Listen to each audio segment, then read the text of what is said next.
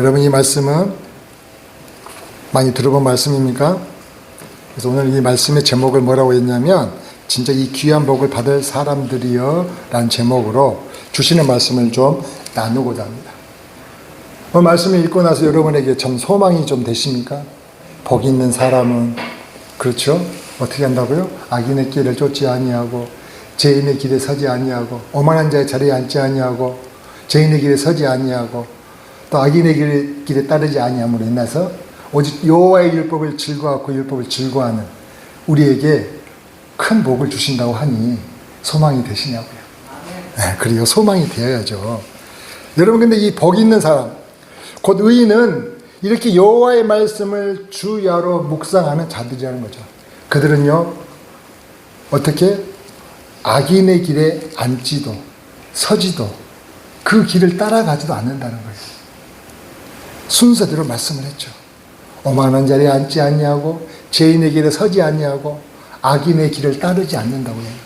앉지도 서지도 따르지도 않는다는 거죠. 그러면 시냇가에 심은 나무가 뿌리 깊은 나무처럼 그 잎사귀가 마르지 않는 거죠. 그거보다 더 큰 복이 있습니까? 잎사귀가 어떤 상황 가운데 아무런 어떤 가뭄이 몰려치더라도 시냇가에 있기에 마르지 않는 거죠. 철따라 열매를 맺고요.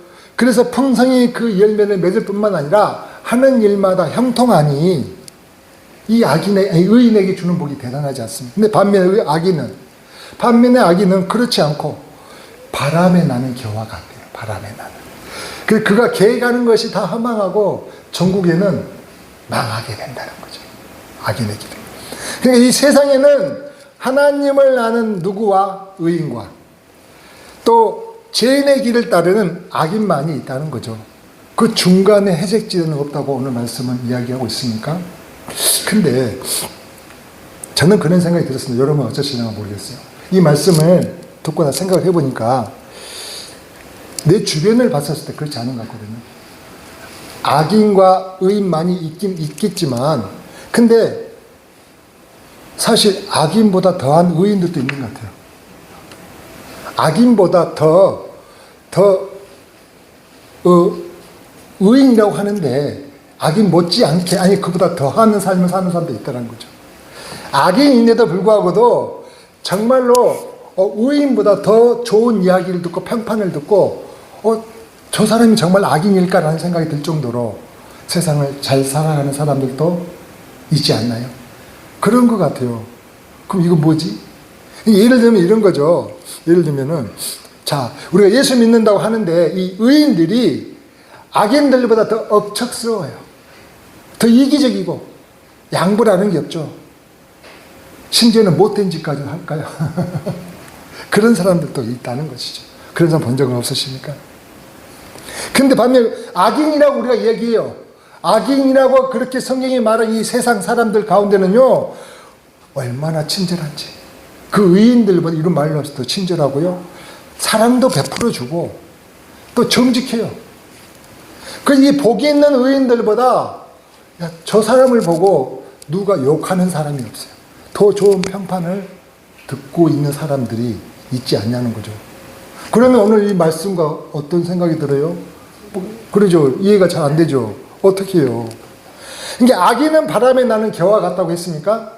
근데 그렇지 않은 것 같아요. 악인들 보니까 더 형통한 사람이 너무 많아. 잘 사는 사람도 너무 많고요. 하는 일마다 쑥쑥쑥 잘 되는 사람들이 너무 많은 것 같아요. 얼마나 그들 보면 여유롭습니까? 반면에 우리는요, 주님 말씀대로 철따라 열매를 맺고 잎사귀가 마르지 않는 그 형통한 삶을 산다고 분명히 얘기했는데 너무 힘들게 사는 사람들 있잖아요. 정말 고통스러울 정도로 그렇게 힘겨워한 사람들도 있지 않습니까? 의인인데. 그게 내가 진짜 말씀대로 정말 시냇가에 심기어진 이 뿌리 깊은 나무가 맞는가? 그런 생각이 안 들까요? 내가 정말 그런 생각이 정말 이게 맞나라는 그 의구심이 들지 않겠냐는 거죠. 그럼 오늘 이 말씀을 어떻게 우리가 이해해야 될까? 좀 더 멀리 좀 바라볼까요? 좀 더 멀리 내다봐서 이제 하나님의 날이 도래해서 하나님이 모든 것이 될 때, 그 하나님만이 그 모든 것이 될 때가 되면 그때에 드러나는 현실이 오늘 이 말씀의 현실일까요? 그때에나 드러나는 현실이냐는 거죠. 지금 이렇게 견고하게 보이는 이 악인의 형통함, 우리가 누가 보더라도 이 사람을 보고 야, 이 사람이 망할 것이라 생각을 하지 않는, 그렇게 견고하게 살아가고 있는 이 악인의 형통함이 결국은 정말 속이 텅 빈 것처럼, 속이 텅 빈 것으로 드러날 수밖에 없고, 반대로 이 세상에서 정말 힘들고 어려웠지만 그렇게 온유하게 보였던 그 의인들이 결국에는 땅을 유업으로 받는 견고한 존재가 되어질 것으로 이렇게 이해해야 하는 거죠. 이해해야 하는 거죠. 어떻게 생각하세요? 어떻게 생각하시냐고. 그러니까 여호와의 말씀을 주야로 묵상하여 복 있는 의인들에게 하나님의 날이 도래할 때 주시는 이 모습을 본다는 것은, 물론 성경에 여러 말씀에서 증언했으니까 우리는 당연히 그렇게 생각을 할 수 있어요. 당연한 일이라고 여길 것입니다. 그러면 그건 좋다 이거예요. 그럼 이 땅에서는 주의 이름을 부르며 여호와 그 은혜 가운데 사는 우리 하나님의 자녀인 이 땅에 있는 우리들에게는 과연 이 말씀이 주시는 메시지는 없냐는 거죠. 저 하늘 심판 때에 그날에만 주시는 메시지이고 이 땅 가운데 우리의 삶 가운데 주시는 이 메시지는 없냐는 거냐는 거죠. 이 땅을 살아가면서 여호와의 말씀을 주야로 묵상하며 살아가는 자들에게 하나님의 은혜가 있지 않겠어요? 그걸 우리가 한번 생각을 해보자는 것이죠. 그래서 복 있는 사람의 의미를 다시 한번 살펴보려고 그래요. 복 있는 사람의 의미. 자, 복 있는 사람의 의미를 다시 한번 살펴보면서 주시는 은혜를 나누려고 하는데, 자, 오늘 1절 말씀에 복 있는 사람은 이라고 이렇게 이야기를 했어요. 그럼 여기서 말하는 복은 어떤 복입니까? 우리가 말하는 복. 그렇죠. 우리가 말하는 복은 세상의 형통함이겠죠. 재물이 많고 누구보다 더 좋은 위치에 오르는, 그래서 어떻게 부와 명성을 얻는 것, 또는 심지어는 또 장수하는 복, 건강의 복을 갖다가 이야기하지 않겠어요? 당연히 그렇게 생각할 거 아닙니까? 복 있는 사람은. 안 그런가요? 그렇잖아요. 근데 여러분, 이 복을 말할 때, 그런 복을 말할 때 히브리어로 뭐라고 이야기하냐면은 바라크라는 말을 쓴대요. 뭐라고요? 바라크. 그러니까 우리가 지금 이렇게 이야기했던 그 모든 복들을 이야기할 때는 히브리어로서는 뭐라고 생각했더니 바라크라는 말을 쓴다는 거죠. 물론 바라크가 경배하며 경배하는 뜻도 있지만은 축복하다는 뜻을 갖고 있기 때문에 그런 축복을 이야기할 때는 보통 어떤 말을 쓴다고요? 바라크라는 말을 사용한다는 거죠. 그러면은 오늘 이 말씀에도 이 복 있는 사람, 저는 원래 히브리어를 잘 몰라서 잘 안 씁니다만은, 근데 오늘 말씀의 의미를 위해서 한번 우리가 살펴보자는 거죠.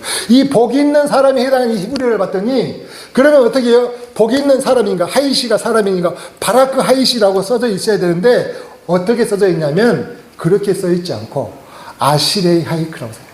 아시레이 하이시라고 이렇게 써 있다는 거죠. 아시레이 하이시. 그럼 아시레이는 뭔 말이냐? 올바르다, 번영하다, 이런 뜻을 갖고 있다는 거죠. 직역하면 어떤 뜻이냐면은, 우리말과 어순이 바뀌어 있으니까 그 사람의 복이요, 복 있는 사람에 대해서 그 사람의 복이요라고 이야기를 해서, 이게 이제 감탄사 형식으로 이 시가 형성이 되어져 있기 때문에 우리는 성경은 이걸 갖다가 복 있는 사람이라고 이렇게 번역을 했다는 것이죠. 그러면 우리는 그렇죠. 그럼 여기서 말하는 그 아스레이 하이시라는 이 복 있는 사람이라는 이 말이 과연 우리가 이렇게만 해석하면 될까? 다른 어떤 성경 말씀에는 어떻게 다르게 해석한 건 없을까라고 한번 살펴봤더니 똑같은 이 용어, 아스레이 하이시라는 이 말을 쓴 성경 구절이 있어요. 그게 신명기 33장 29절이라는 거죠. 이스라엘이여, 너는 행복한 사람이로다. 여호와의 구원을 너가 얻은 백성이 누구냐? 그는 너를 돕는 방패시요 내 영광의 가리시로다. 그가 내 대적이 높은 곳을 밟으리니 뭐예요? 그가 어떻게 해요? 내가 그들의 높은 곳을 밟으리다. 내 대적이 내게 복종하리니 내가 그들의 높은 곳을 밟으리다. 나는 이 말씀 혹시 어디서 들어보시지 않으셨어요? 우리 교회에 있어요. 자, 여기 보세요. 신앙생활이 행복한, 이걸 옆에 붙여놔 잘 못 봤나요? 이렇게 세로로 붙여놔야 하려나 봐요.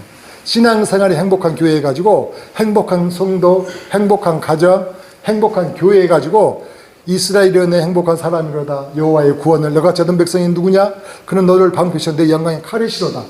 이 신명기 33년 29절 말씀을요, 우리 이 목사님께서 이렇게 붙여놨어요. 이 교회의 표어로 삼았던 거죠. 여기서 그 이스라엘이여 너는 행복한 사람이로다. 행복한 사람이 뭐라고요? 아시레이 하이시. 뭐라고요? 아시레이 하이시라는 거죠. 그러니까 여러분, 우리가 이 시편 1편의 말씀도 전체적인 문맥의 의미를 다시 한번 살펴본다면, 그냥 우리가 그렇게 바라크라는 말 의미, 여기는 분명히 아시레이 하이시라고 써졌는데, 그런 바라크라는 이 세상적인 복에 관계된 부분으로 해석할 게 아니라, 신명기 3장 29절의 말씀처럼 행복한 사람으로 문맥의 의미를 봤었을 때, 이 말씀을 보는 것이 훨씬 더 제대로 된 표현이 아니겠냐는 거죠. 그러니까 아시레이 하이시를 행복한 사람이라고 해야 하는 이유가 뭐냐? 또 다른 이유가 뭐냐? 행복은 여러분 한번 생각해 봅시다. 우리도 이제 살아오셨으니까, 이 땅에 삶을 갖다 이제까지 오랜 시간 살아오시니까 잘 분명히 이해하실 거예요. 행복이라는 것은 여호와의 율법을 즐거워하여 그 율법을 주야로 묵상하는 누구에게? 우리들에게, 주의 자녀들에게, 의인들에게 주시는 복이 아니냐는 거죠. 왜냐고요? 이 땅의 세상 사람들, 아무리 그들이 예를 쓰고 노력해서 수많은 것들을 얻어, 그들이 그렇게 얻고자 하는 것들을 다 성취하고 부와 명성과 부귀영화를 다 걸머쥐었어도 그들에게 없는 게 뭐였어요? 그 물질의 풍요함이 있을지 모른지언요, 그 마음의 행복이 없잖아요. 그것은 그 인간의 노력으로 주어지는 선물이 아니다라는 거죠. 그걸 여러분 누구보다 더 잘 알고 계시잖아요. 그렇지 않나요? 그래서 세상이 말하는 그 성공한 사람들, 즉 부와 명성 성공 이런 사람들에게 그들이 얻는 복과는 구별된 복이라는 거죠. 이해되셔요? 이 아시레이 하이시라는 이 복은, 행복한 사람의 이 복은요, 그들이 생각할 수 없는 그런 복이라는 거죠. 오로지 어디서? 주의 자녀들에게, 주의 이름 가운데 거하는 자들에게, 내 하나님이 우리들에게 주시는 특별한 복이었다는 거죠. 그래서 오늘 이 말씀을 다르게 해석을 했으면 하는 거죠. 그래서 아무나 받는 복이 아니기에, 이 1절에 진짜 이 귀한 복을 받는 사람들이여 하면서 정말 감탄사 형식으로 시작을 하고 있다는 것이죠. 이걸 이해가 되실까요? 그래서 오늘 성경 우리에게 이 행복한 사람이 되고자 한다면, 다시 이제 복 있는 사람이 아니라 행복한 사람이 되고자 한다면, 이 행복을 얻고자 한다면 해야 할 것과 하지 말아야 할 것, 이것을 구별하여 행하는 사람이 정말 행복한 사람이 이야기하는 거죠. 그래서 하지 말아야 할 것 몇 가지? 3가지. 해야 할 것 몇 가지? 1가지. 좋나요? 그죠? 할 것이 3가지고 하지 말아야 할 게 1가지라면 좀 더 힘들지 않았겠어요? 하나님은 어떻게 너무 좋으셔요. 그래도 하지 말 것이 3가지. 그렇다면 할 말이 없죠. 뭐 그렇게까지 하면 할 말이 없는데, 생각을 해보세요. 해야 할 것보다 하지 말아야 할 게 더 많다면 그나마 더 희망이 있지 않냐는 거죠. 안 그렇습니까? 그래서 그 하라는 1가지 것, 하지 말아야 할 3가지 것 뭐였어요? 오만한 자리에 앉지 아니하고, 죄인의 길에 서지도 말고, 악인의 길을 따라가지 않는 것이라고 했잖아요. 그리고 해야 할 것 1가지는 뭐예요? 오직 여호와의 율법을 즐거워하여 그 율법을 주야로 뭐하는 자로다? 묵상하는 자라고 주님은 말씀을 했다는 거죠. 그러면 이 말씀을 한번 보십시다. 일단 우리가 해야 할 것, 이 해야 할 것이 구체적으로 우리가 안다면은, 그게 되어지면은 하지 말아야 할 것은 자연스럽게 이루어지지 않겠어요? 내 여호와의 말씀으로 인해 내가 즐거워 그 말씀이 내 안에 가득해지는데, 내가 어떻게 오만한 자에 앉을 것이며 죄인의 길에 설 것이며 그 악인들의 길을 따라가겠냐는 거죠. 저는 그런 생각이에요. 우선 먼저 그래서 우리가 해야 할 것, 그것을 다시 한번 살펴봐요. 여호와의 율법을 즐거워하고 그 율법을 주야로 묵상하는 자예요. 그럼 주야라는 것은 우리가 생각하기에도 아침과 저녁, 아침에 한번 보고 저녁에 한번 보라는 얘기일까요? 아니죠. 온종일 보라는 얘기가 이해가 되죠? 그래요. 맞습니다. 온종일 보라는 얘기죠. 다시 또 성경에도 또 다른 의미가 더 있어요. 시편 30편 5절에 보면 이런 게 아침과 저녁에 대해서 이렇게 이야기를 하죠.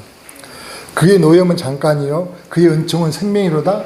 저녁에는 울음이 깃들일지라도, 저녁에는 그렇게 슬퍼할지라도 아침에는 기쁨이 오리로다. 희망이 온다는 거죠.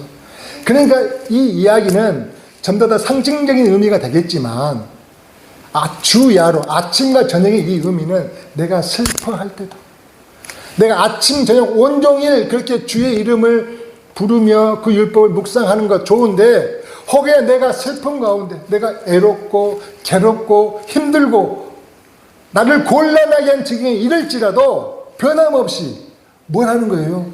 그 주의 말씀을 묵상하며 즐거워하라는 거예요. 그 의미라는 거죠. 그 의미라는 거죠. 그리고 또 계속해서 주야로 그 말씀을 즐거워하며 주야로 뭐하러? 묵상하는도다라고 이야기하고 있죠. 묵상하는도다. 묵상한다는 것은 우리가 그냥 쉽게 생각해봐도 어떻게 조용히 읊조린다는 얘기를 이렇게 이야기할 수 있겠죠. 맞아요. 그 말이죠. 물론 우리가 이제 커피 한 잔 앞에 두고 조용히 말씀을 읊조리면서 묵상하는 것, 그것도 묵상하다고 얘기할 수 있죠. 근데 성경이 이야기하는 이 묵상하다는 의미는 그 말씀 외에 또 다른 의미가 있다는 거 아십니까? 이런 거예요. 이런 거래요. 예를 들어서 맹수가 이제 사자가 이제 이렇게 사냥감을 갖다 탁 낚아채가지고 물었어요. 그 물으면요, 그 주변에 사자가 그 사냥감을 물고 있는 그 자리에 보면은 인근에는 하이에나가 지켜보고 있는 거죠. 또는 위로는 독수리가 이렇게 돌아다니면서 그걸 갖다가 지켜보고 있다는 거. 어떤 때를 보고 있을까요? 그 사자가 방심해가지고 이게 사냥감 물어놨으니까, 죽여놨으니까 내가 이제 내 원대로 먹고자 이게 방심할 틈을 노린다는 거죠. 그래서 방심하고 있었을 때 쏜살같이 와서 그 사냥감을 빼가보려고 하이에나도 독수리 이렇게 보고 있다는 거죠. 그럴 때 이 사자가 내 이 사냥감 내가 결코 놓치지 않을 거야 라면서 탁 붙잡고 있는 거, 그걸 묵상하다라는 의미로 성경에서는 사용을 하고 있습니다. 그래서 성경은 내가 정말로 온전히 커피 한 잔 앞에 두고 주님의 말씀을 묵상하는 것, 그것도 온전히 주님을 향한 마음을 가지고 묵상하는 거기에 그것도 묵상하는 거지만, 또한 더불어서 어떻게 내가 이 주님의 주신 내 말씀을 내가 결코 놓치지 않겠습니다. 이 말씀을 내 마음에 완전히 받아들여서 이 말씀으로 내가 살아가겠습니다라는 그런 간절함으로 그 말씀을 묵상하는 것을 또한 말씀한다는 거죠. 왜 이제 우리가 이런 이야기를 할 수가 있냐면, 성경에 보면은 팔복이라는 이야기를 갖다가 마태복음에 이야기를 하고 있죠.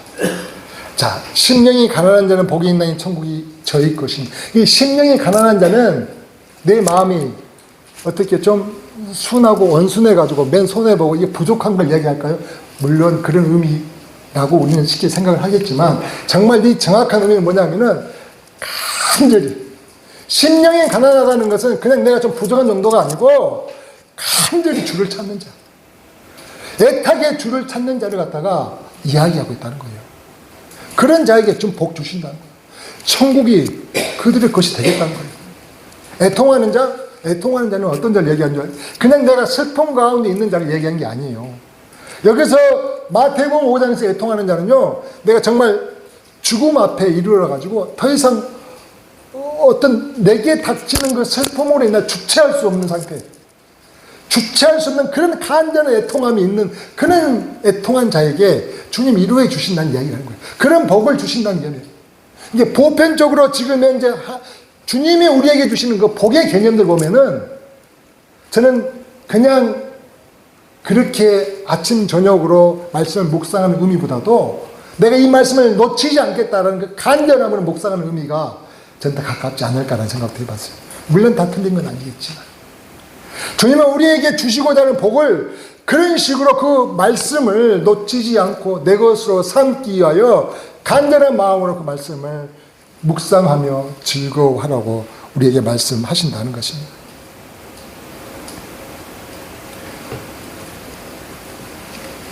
그뿐입니까? 마태복음 11장 12절에 보면 이렇게 이야기를 하죠. 마태복음 11장 12절은 세례 요한 때부터 지금까지 천국은 어떤 자라고요? 침노를 당하나니. 침노는 자를 빼앗는. 이 의미가 뭔지 이해되십니까? 그냥 주여 주여 한다고 되는 일이 아니라는 거예요. 간절히 소망해라는 거예요. 내가 어떻게 그걸 놓치지 않고 빼앗듯이 침노하듯이 그 간절함으로 다가서는 자에게 주시겠다는 거예요. 그만큼 이 주께서 주시는 천국을요 가볍게 생각하지 말라는 거예요. 그 마음에 왜 엄청 이런 말라할 수 없는 복입니까? 그 복을 우리가 못 봐서 그렇지 얼마나 큰 복이니까. 그래서 한결같이 성경은 뭐라고 이야기합니까?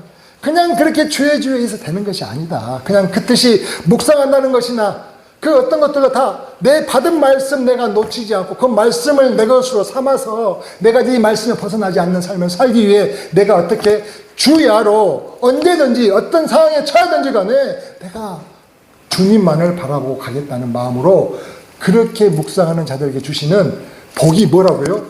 행복이라는 거예요.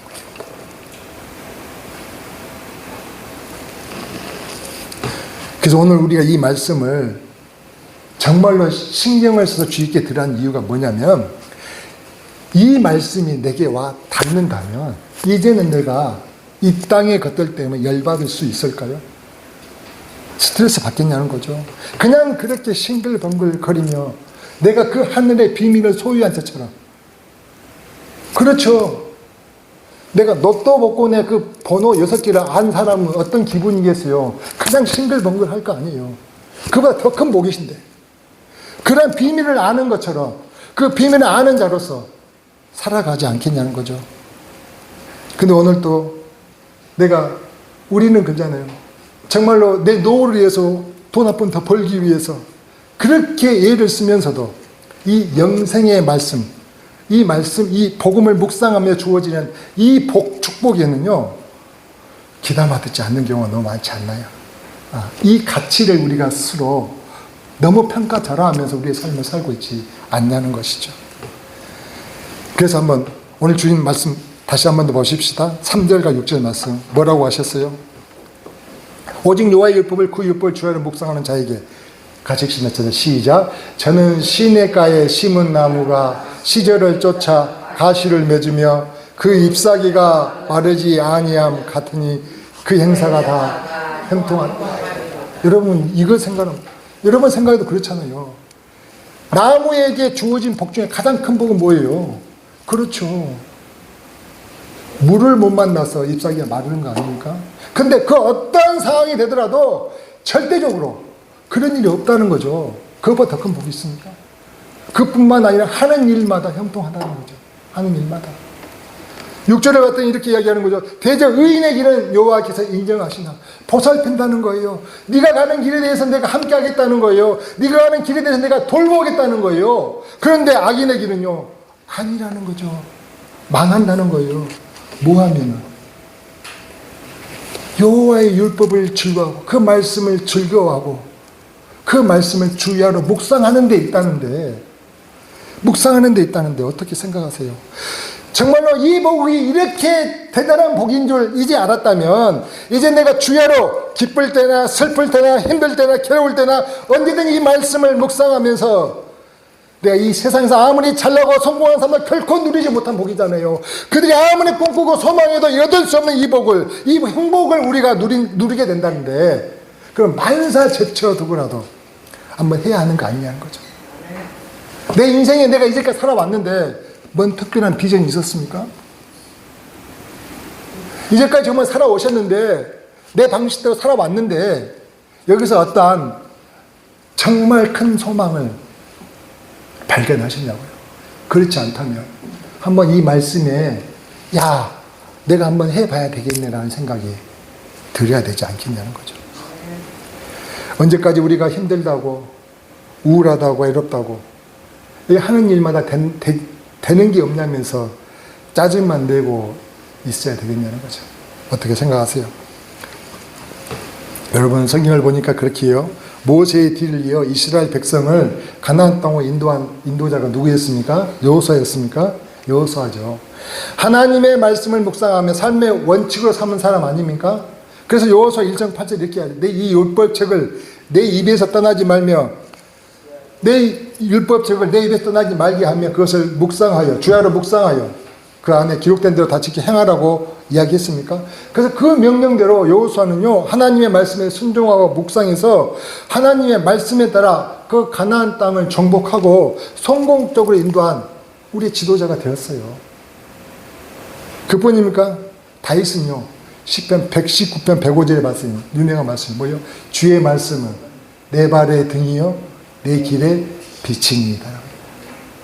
이 수없는 그 믿음의 고백이 다윗은 늘 삶 가운데서 하나님의 말씀 따라 주의 말씀이 내 발의 등불과 같다는 거죠. 내 길의 빛인데 내가 어느 길로 가겠냐는 거예요. 빛이 된 이 길밖에 없는데, 그런 간절함으로 그가 그렇게 살아왔으니, 그가 그 삶 가운데 그 수많은 이스라엘의 왕이 있었지만, 그 42명의 왕이 있었지만 그 어떤 왕보다도 존경을 받았나요?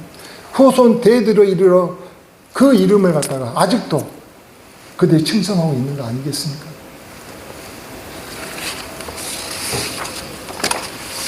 말씀을 정리합니다.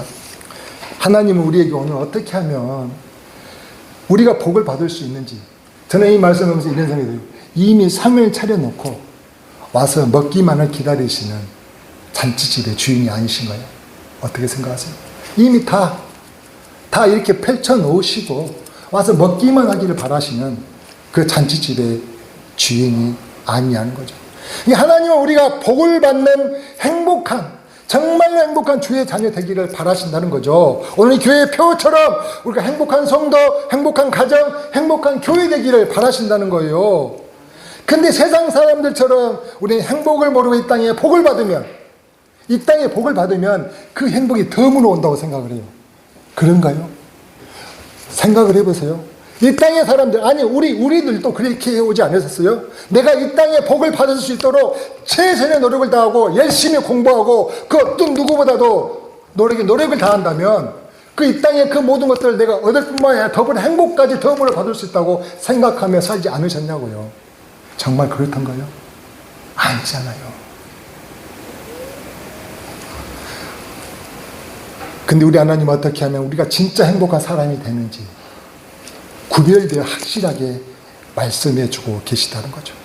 그럼에도 불구하고 우리는요, 이 주님이 차려 놓으신 행복의 자리에 거하려고 하지 않고 그냥 그 바깥에 그 주변을 두리번거리며 어떻게 하면 그 세상의 복에만 기웃거리며 그거 하나 더 얻어볼까 하고 예수는 살아오지 않았냐는 거죠.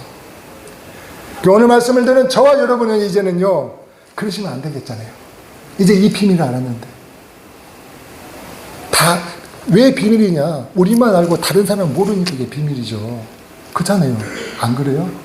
다 알면 그 비밀이 아니잖아요. 남이 부러운 자리에 장관이 되고 대통령의 자리에 올라가야 우리가 이렇게 행복을 얻을 수 있는 건가요? 내가 배운 것이 아무리 없을지라도, 내가 가진 것이 아무리 없을지라도, 내가 나이 많아 늙었을지라도 오직 여호와의 율법을 즐거워하며 그 율법을 주하나 묵상할 수는 있잖아요. 그러면 그 율법을 묵상하며 주의 말씀대로 행하는 자들에게 오만한 자리에 앉지 아니하고 죄인의 길에 서지 아니하고 악인의 길을 따르지 않는 우리들에게 우리 하나님은요, 그래 너희는 행복한 사람이 되는 거야 하면서 그 행복한 복을 넘치도록 주시겠다는 것입니다. 그래서 여러분 다시 한번 생각을 해야 돼요. 행복한 사람이 되기 위해서는 꼭 좋은 학교 나올 필요가 없다니까요. 성공해서 뭐 재계 메디의 순위에 드는 회장 자리에 올라가고자 하는 그런 목표를 정하고 나아갈 필요도 없어요. 뭔 말씀 이해되시겠죠? 그래서 우리가 다시 한번 주의 말씀 안에 서야 돼요. 근데도 이제 우리는 헷갈려하죠. 이런 것과 똑같은 것이 아닌가 싶어요. 자, 우리가 헷갈려하는 게 뭐냐면은 우리 스스로가 내가 의인이라고 생각을 하는데, 하나님의 자녀라고 생각을 하는데 어느 순간 내 하는 행동을 스스로 봤었을 때, 야, 내가 이래가지고 하나님 복 받을 수 있나? 내가 하나님 자녀인가? 죄인의 길에 서 있는 자신의 모습을 볼 때는 헷갈려지지 않나요? 내가 정말 이래가지고 구원 받을 수 있나? 이렇게 생각하듯이. 이런 거죠, 하나님은. 자, 보세요. 우리가 의인이 된 것은 예수를 믿음으로 의인이 됐다고 합니까? 그래요. 예수를 구주로 믿고 내가 그분이 나의 하나님으로 믿고 내가 선포할 때에 이미 우리 신분은요, 의인이 된 거예요. 이해되셔요? 의인이 됐다니까요. 여러분, 이제 내가 예수를 그리스도 내가 믿습니다라고 오늘 내가 그렇게 선포하고 내 마음에 받아들였다면 나는 이제부터는 의인이에요. 근데 내가 내 마음 가운데 내가 의인이라는 생각이 안 드냐고요? 그렇죠. 내 신분은 의인이지만 내 삶은 죄인의 삶을 살 수 있죠. 그게 연약함이죠. 또 이 땅에 모든 이 세상의 주관자인 사단으로부터 우리는 수 없는 공격 가운데 있기 때문에 우리는 완전히 그 의인의 삶을 못 살아갈 수 있죠. 그런다 해서 여러분 생각해 봅시다. 자, 내 옷에 이렇게 내가 깨끗하게 입고 다니다가 더러운 옷이 묻었어요. 그러면은 내 신분이 바뀝니까? 그렇지 않잖아요. 신분이 바뀌면 내가 옷을 깨끗하게 씻으면은 동일한 사람이 되는 거잖아요. 내 신분은 한번 내가 의인이라는 신분은 변하지 않는데 내가 의인의 신분이 있음에도 불구하고도 내가 죄인에게 설 수는 있죠. 그래서 우리는 어떻게 해요? 항상 주의 말씀을 통하여 내가 그렇게 어떻게 새롭게 되어져 가는 거죠. 정결케 되어져 가야 되는 것이죠. 그걸 뭐라 하면 성경에서는 의인이 되었다는 것을 칭의라고 한다면 이렇게 새롭게 계속해서 변화해 가는 걸 갖다가 성화라고 하는 거예요. 성화. 그런 과정을 밟아 나가는 거죠. 의심할 게 없다는 거예요. 내가 의인이 된 것은 하나님이 자녀 삼아 주셨기 때문에 그 자녀 안에 그 가운데 있으면요 우리의 신분은 절대 변하지 않는다는 거죠. 그렇지만 우리가 죄의 길에 서 있을 수도 있겠죠. 그럴 때 어떻게 돌이켜서 더러운 오물을 깨끗이 씻듯이 정결케 하고 하나님께 정한 마음을 주시는 하나님의 은혜 가운데 거해야 한다는 거죠. 우리가 이렇게 뭐하도록 제사를 지낼 때 어떻게 했다고요? 안수하는 의미가 뭐였다고요? 그것은 죄의 전가가 아니에요. 왜요? 그냥 전가인 거죠. 우리가 안수를 하면 내 죄가 재물에 전하여지지만 재물에 뭐가 흠없는 것이 내게 온다고 했잖아요. 그냥 전해지는 거예요. 주고받아지는 거예요. 내 죄가 가고 흠없는 것이 오고 내가 예수님께서 그 부분에 대해서 우리를 위해 대신하셨잖아요. 그래서 내가 예수의 이름으로 기도할 때에 그분에게 내 죄를 맡길 때에 그러면은 내 죄를 위하여 죽으신 그분이 내 죄를 갖다가 속량하게 됨으로 인하여 그 예수님의 깨끗한 거룩함이 내게 오므로 내가 깨끗게 되는 듯이 그러한 은혜가 우리에게 있는 거예요. 알겠습니까? 그래서 그러한 성화의 길을 그래서 믿음의 길을 달려간다고 하는 거죠. 끝까지 믿음의 경주를 다한다고 우리가 얘기를 하는 거예요. 그 믿음의 경주를 주의 날 간 그날까지 주의 나라 가서는 할 필요가 없죠. 이제는 온전한 영화 가운데 거하는 것이니까. 근데 그때까지는 끝없는 우리가 믿음의 경주를 해 나간다는 것이죠. 그래서 용기를 내서 오늘 다시 한 번 더 그 행복한 사람이 되기 위해 우리는 다시 한번 발길을 옮겨 나아가야 되지 않겠습니까? 아멘. 이게 우리에게 주저하는 것들이 많이 있어요. 이게 그럼 얘기가 될랑가 모르겠는데 저는 그런 생각이 들었어요. 열왕기하 7장에 보면 이런 말이 나와요. 이스라엘 왕 여호람 때, 북이스라엘 왕이죠. 북이스라엘 왕 여호람 때에 아람의 그 베나다시라는 왕이 이스라엘을 갖다 사마리아성, 이스라엘 수도 그때 북이스라엘 수도가 사마리아이죠. 사마리아성을 갖다 포위해버렸어요. 포위해버리니까 이 성 안에 있는 음식을 이제 사람들이 먹고 살다가 오랫동안 너무 포위하다 보니까 이제 성 바깥에서 이게 음식이 들어와야 되는데 음식이 이제 차단되니까 먹을 것이 없어. 심지어 비둘기도 그것도 없어. 그래서 어떻게 해요? 이제는 자식을 잡아야 되는 거예요. 어느 정도까지인지 알겠죠? 자식을 잡아 먹어야 될 정도까지 이르렀던 거죠. 그때 하나님께서 어떻게 일하시는 거죠? 그때 율법에 의해서 나병 환자들은 성 안에 들어갈 수가 없어요. 그래서 성 밖에서 거주했던 그 나병 환자들을 갖다가 하나님 사용하세요. 그 나병 환자들이 그런 생각이 드는 거죠. 야, 우리는 성 안에 이제는 그 율법 때문에 들어갈 수도 없고 성 밖에서 음식을 먹어야 되는데 성 밖을 봤더니 저기 아람 백성이 뚝 둘러 진치고 있어가지고 꼼짝도 할 수 없고 이래 주거나 저래 주거나 마찬가지인데 그렇다면 우리가 저 아람 군대에 가가지고 좀 동령회를 해보자. 이래 주거나 여기서 굶어 주거나 거기 가서 맞아 주거나 마찬가지 아니냐. 그렇다면은 한번 가서 동령해보자 해가지고 갔습니까? 그래서 그 나병 환자 4명이요 아람 군대에 갔어요. 갔더니 뭔 일이 벌어졌어요? 하나님께서 그 아람 군대를 갖다가 그 수많은 군대가 연합군이 몰려오는 것처럼 그들을 놀라게 하셔가지고 다 도망가게 만들었어요. 그래서 먹을 것, 신전뿐만 아니라 모든 것을 그냥 두고 그냥 날살이를 하고 다 도망가 버렸다. 갔더니 산의 진미에 먹을 것, 입을 것, 금은 보화까지 겁난 거예요. 놀리는 거죠. 그래서 하나님께서 그 나병안대를 통해서 그 이스라엘 백성을 구원했다는 걸 아십니까? 내가 그 주의 은혜의 잔치를 위하여 내가 지금 가서 뭘 할 수 있을까 생각을 하실지 모르겠지만, 내가 지금 마음을 먹고 그 길로 가고자 한다면 하나님 나를 통하여 수많은 사람을 살릴 수 있다는 걸 믿으십니까?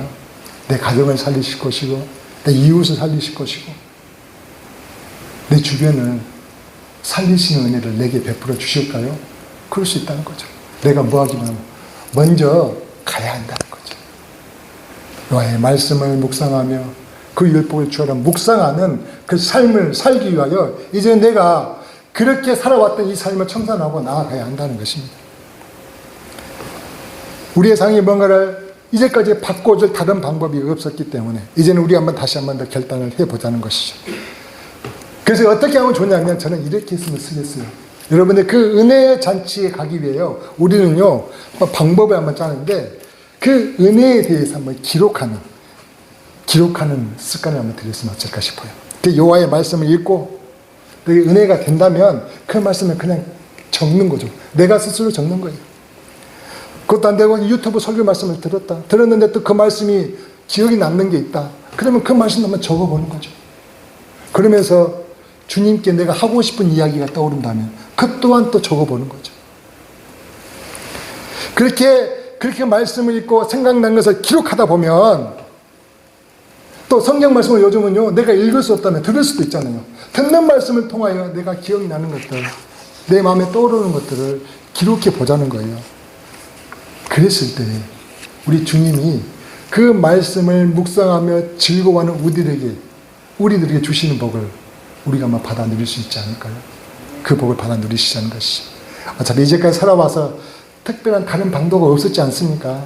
그냥 그렇게 하루하루 이렇게 살아오셨잖아요. 그래서 이제는 그 주님이 이끄시는 길로 우리가 한번 나아가 보시자는 겁니다. 그러면 내 주님께서 우리를 위하여 주시는 그 복을, 만끽하는 은혜의 삶을, 그 믿음의 경주를 다하기를 주의 이름으로 축원합니다. 같이 말씀을 생각하면서 기도하기를 원합니다. 주님, 우리에게 복 주시기를 원하시는 하나님, 우리에게 복 주시기를 원하시는 하나님 아버지, 우리가 이 세상에 알지 못하는 행복한 삶을 누리며 살기를 바라시는 하나님 아버지, 근데 우리는요 그 하나님이 주시는 복의 가르침을 제대로 알려고 하지도 않고 늘 눈에 보이는 이 땅의 것들에 붙들려 살아왔습니다. 진짜 우리가 받아야 할 복이 무엇인지를 오늘 알게 하셨사오니 이제 우리의 마음이 내 주님의 말씀을 향하여 서서 귀하고 복된 하늘의 영원한 양식을 바라보며 우리가 새롭게 하기를 원합니다. 더 이상 우리의 마음에 참 기쁨을 안겨주지 못하는 이 땅의 세상의 유혹과 안목의 정욕과 이생의 자랑에 집착하지 않겠습니다. 보이는 것은 잠깐이요 보이지 않는 것이 영원하다 하셨으니 이제 우리는 내 안에 주님의 말씀으로 나를 새롭게 빚어가겠습니다. 내 발의 등 위에 내 길에 비치신 하나님의 말씀만을 묵상하며 주님과 함께 동행하겠습니다. 한번 왔다가 잠시 그 안에 이 땅의 것들에 매이지 않겠습니다. 생명이신 내 하나님과만 교통하겠습니다. 빛이신 주님, 나를 이끌어주시고 내게 말씀하셔서 나를 애롭지 않게 하시고 주의 장중에 늘 붙들림받은 삶을 살기를 소망합니다. 오늘도 주신 말씀에 따라 세상에 알지 못한 내게 주시는 평안을 받아 기쁨으로 행복하게 주님 나라는 그날까지 믿음의 증인의 삶을, 믿음의 경주를 다해 나가겠습니다. 주님 도와주시옵소서. 감사드리며 예수님의 이름으로 기도하옵나이다. 아멘. 같이 한번 찬양하겠습니다.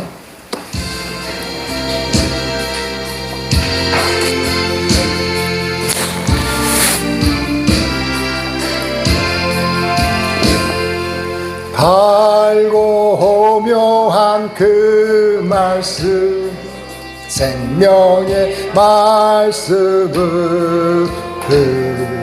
귀한 그 말씀 진실로 생명의 말씀이 나의 길과 믿음 밝히 보여주니 아름답고 귀한 말씀 생명새 이로다 아름답고 귀한 말씀 생명새 이로다 귀한 주님의 말씀은 내 노래 되도다 모든 사람을 살리는 생명의 말씀은 값도 없이 받아 생명 길을 가니 아름다움의 귀한 말씀 주님 생명새 이로다 아름답고 하며 귀한 말씀 생명새 이로 아멘 널리 울리어 퍼지는 생명의 말씀을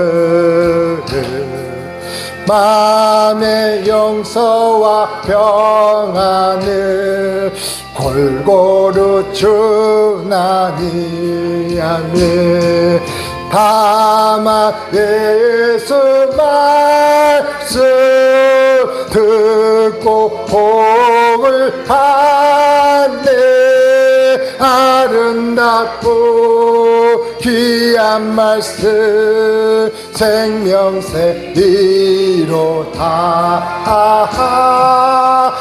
아름답고 귀한 말씀 생명새 이로다 아멘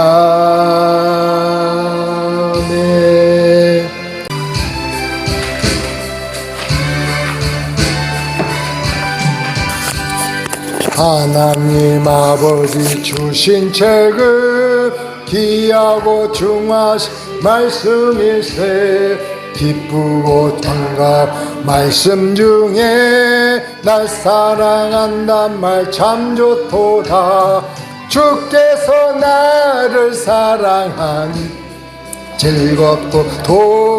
즐겁도다 주께서 나를 사랑하니 나는 참 기쁘다 그 속에 은혜를 저버리고 어긋난 딴 길로 가다가도 예수의 사랑만 생각하면 또다시 예수께 돌아오리 주께서 나를 사랑하니 즐겁도다 주께서 나를 사랑하니 나는 참 기쁘다 구주의 영광을 바라보며 예수의 이름을 찬양하리 영원히 찬양할 나의 노래 예수의 이름이 귀하도다 주께서 나를 사랑하니 즐겁도다 주께서 나를 사랑하니 나는 참 기쁘하네 주 예수 날 사랑하시오니 나 또한 예수를 사랑하네 날 구원하시려 내려오사 십자가 위에서 죽으셨네 주께서 나를 사랑하니 즐겁도다 주께서 나를 사랑하니 나는 참 기쁘다 주 예수 날 사랑하시오니 마귀가 놀라서 물러가네.